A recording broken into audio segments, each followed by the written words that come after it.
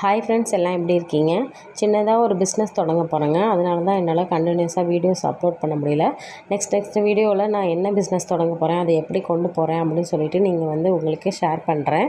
நம்ம என்ன தான் நினச்சி ஒரு பிஸ்னஸ் ஸ்டார்ட் பண்ணாலும் மனசில் ஒரு பயம் இருக்க தாங்க செய்யுது. எப்படி ரன் ஆகுமோ, ரன் ஆகாதா, எப்படி இருக்கும் அப்படின்னு சொல்லிட்டு கடவுள் மேலே பாரத்தை போட்டு எப்படியோ இறங்கிட்டேங்க. இறங்கிட்டு நான் பார்க்கலாம் எப்படி போகுது, எப்படி இதாகுதுன்னு சொல்லிட்டு உங்களுக்கும் நான் ஷேர் பண்ணுறேன். அப்புறம் இன்றைக்கி காலையிலே நிறைய ஒர்க்கு, ஏன்னா கடை திறக்கிற விஷயமா ரொம்ப ஒர்க் அதிகமாக இருக்குது.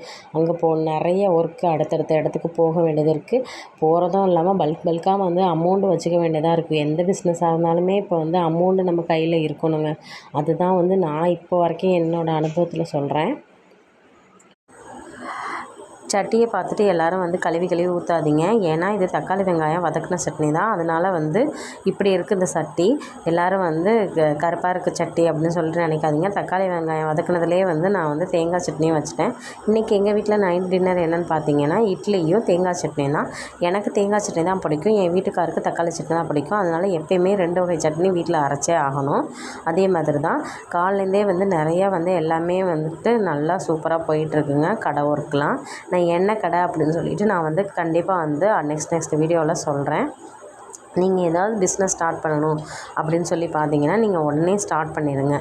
ஏன் நான் சொல்கிறேன்னா, யோசிச்சுக்கிட்டே இருந்தேன். நான் முன்னாடியே இது நான் 2 வருஷத்துக்கு முன்னாடியே வைக்கணும்னு சொல்லிட்டு முடிவு பண்ணிகிட்டு இருந்தது. ஆனால் இப்போ தான் எனக்கு அதுக்கான சான்ஸ், ஆப்பர்ச்சுனிட்டி எல்லாமே கிடச்சிச்சு. ஆனால் நீங்கள் யோசிச்சுட்டே இருந்தீங்க அப்படின்னு சொன்னால் நீங்கள் உடனே ஸ்டார்ட் பண்ணிடுங்க. ஏன் நான் சொல்கிறேன்னா, அது எவ்வளோ சீக்கிரம் நம்ம கொண்டு போகிறோமோ அவ்வளோ சீக்கிரம் ரன் ஆகிட்டே வரும். அது இல்லாமல் மக்கள் மத்தியில் கொஞ்சம் நீங்கள் பாப்புலர் ஆகலாம். அப்போ உங்களுக்கு பிஸ்னஸ் நல்லா சூடு பிடிக்கும். அதுக்காக தான் சொல்கிறேன்.